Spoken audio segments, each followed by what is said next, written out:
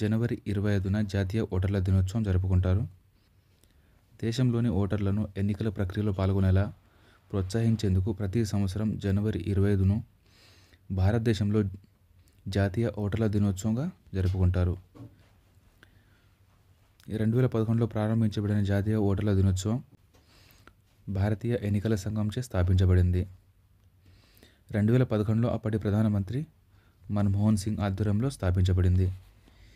ఈ ఏడాది 2024 యొక్క 14వ edition theme nothing like voting, I vote for sure.